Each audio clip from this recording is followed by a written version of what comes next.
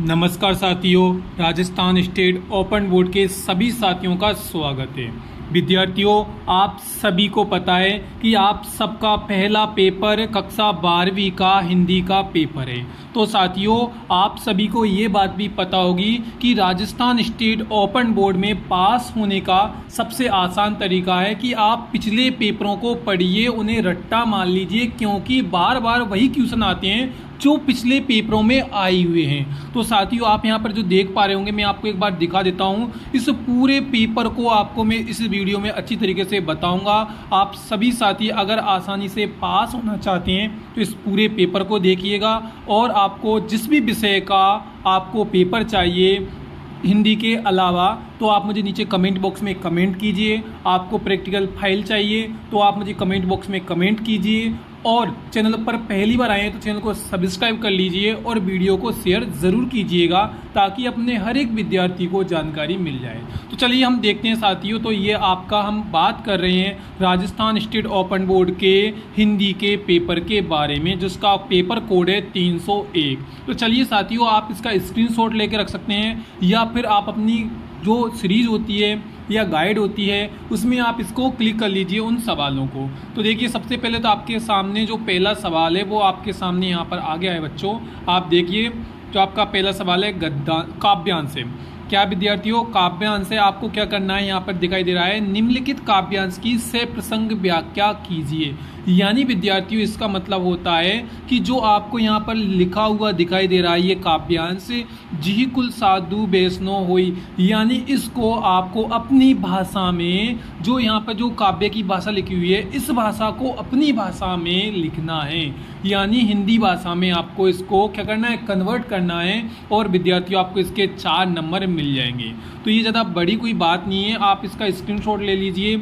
आप या तो ऊपर वाला कर दीजिए, या अथवा में आपको एक और दे रखा है, इसको आप कर सकते हैं। विद्यार्थियों, अगला आप यहाँ पर देखेंगे कि जो कुछ पंक्तियाँ दे रखी हैं, सेम इसी तरीके से आपको भाई इनका भाव सौंदर्य स्पष्ट करना है। तो इसी तरीके से आप इसका भी करेंगे। तो ये 2 नंबर का सवाल है विद्यार्थियों। अगला आप देखेंगे तो सवाल नंबर 2 आ गया है। ये यहाँ पर आपके सामने 3 सवाल दे रखे हैं, खे खे गे। इन 3 में से विद्यार्थियों आपको किन्हीं 2 के उत्तर देना है, वो भी कम से कम 35 शब्दों का मतलब होता है 3.5 लाइन या 4 लाइन। तो आप 4 लाइन से ज़्यादा में ही करना विद्यार्थियों। देखिए, या तो इसको कर दीजिए, या आप इसको कर दीजिए, आप इसको कर सकते हैं। देखिए, अगर आपको दिखाई नहीं दे रहा हो तो मैंने आपको पूरा सवाल दिखा दिया है। अगर आपको कोई भी डाउट हो तो कमेंट जरूर कर देना विद्यार्थियों। अब अगला आप देखिए विद्यार्थियों, मैं आपका ज़्यादा समय खराब नहीं कर रहा, इस वजह से जल्दी जल्दी दिखाते जा रहा हूँ।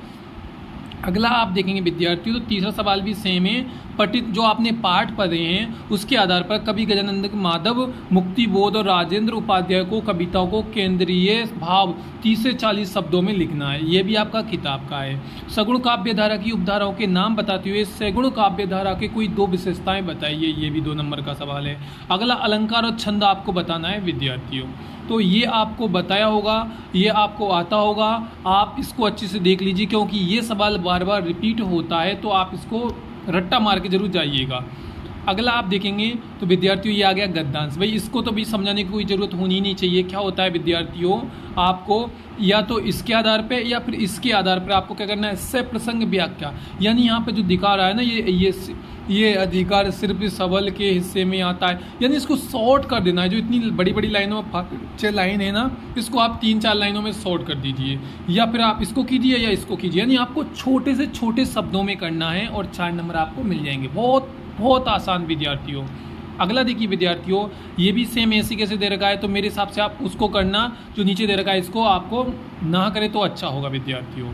अगला आप देखेंगे विद्यार्थियों, तो यहाँ पे दे रखा है क्या, 7वां सवाल। आपको किन्हीं 2 प्रश्नों के, यानी 3 सवाल हैं, 3 सवाल में से आपको 2 का उत्तर यहाँ पे भी दे देना है।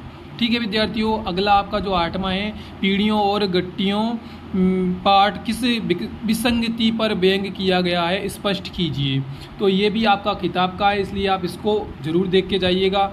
अगला आप देखेंगे विद्यार्थियों, यहाँ पर आपको प्रत्येक सवाल के उत्तर देना है, यानी आपको ये दोनों के दोनों इस बार करना है, या फिर आपको इस बार इसको करना है। तो मेरे हिसाब से आप इसको ज़रूर कीजिए दोनों सवालों को, और 5-6 लाइनों में आपको इसके उत्तर दे देना है। 11वां सवाल आप देखिए, विराट की पद्मिनी उपन्यास में किन्हीं दो प्रमुख पात्रों का नाम उल्लिखित कीजिए। विराट की पद्मिनी उपन्यास में किस प्रदेश की विशेषता का वर्णन किया गया है। और 12वां सवाल अभी मैं आपको नीचे बताऊंगा, उससे पहले आपको एक बात बता दूं विद्यार्थियों कि आपको इस पार्ट को आप अच्छी तरीके से पढ़ के जाइएगा, क्योंकि फिर से सवाल रिपीट होगा और हो सकता है यही सवाल वापस रिपीट हो जाए।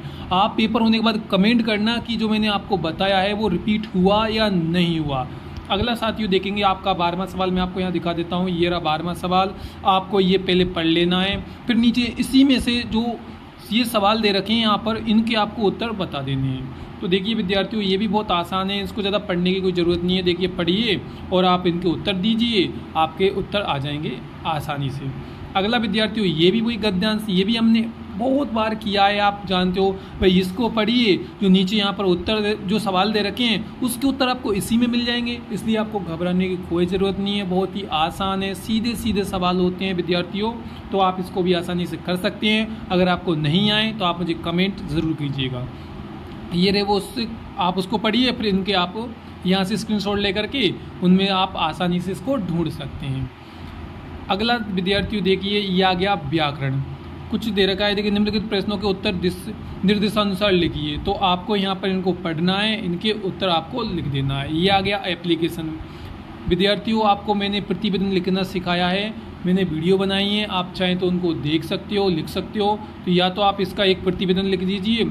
एप्लीकेशन एक प्रतिवेदन का मतलब होता है कि कुछ मतलब कम से कम एक पेज पूरा भरना। जैसे यहाँ पे दे रखा है वार्षिक उत्सव के बारे में, जैसे भाई यहाँ पे स्कूल का नाम दे रखा है तो कैसे लिखते हैं भाई, हमारे विद्यालय में इस दिन वार्षिक उत्सव मनाया गया, ये हुआ, ये अतिथि आए, बरमाला पहनाई, जो भी पहना, मतलब जो स्वागत किया है, कौन अतिथि था, इसके बारे में पूरा आपको वर्णन करना है। ये होता है प्रतिवेदन। तो ठीक है, आप इसको ना करके आप मेरे हिसाब से इसको ही ज़रूर कीजिएगा विद्यार्थियों। अगला आप 16वां सवाल मैं आपको दिखा देता हूँ, तो आप थोड़ा नीचे आइए। नीचे आएंगे तो देखिए यहाँ पर आपको निबंध लिखना है। ये आपको आता होगा, नहीं आता हो तो मैंने वीडियो बनाया है, प्रॉपर सिखाया है कि कैसे लिखते हैं। तो ये देखिए ये ही यहाँ से फिर रिपीट होगा, इस साल आपके ज़रूर यहाँ से निबंध आएगा। ठीक है विद्यार्थियों, तो अगला आप यहाँ देखिए, अगला आप देखेंगे तो 17वां सवाल आपके सामने आ गया है। और अगला आपके सामने यहाँ पर पत्र आ गया है, पत्र लिखना भी मैंने सिखाया है, तो आप इसको भी बता सकते हैं, इसके बारे में बहुत अच्छी तरीके से समझाया है।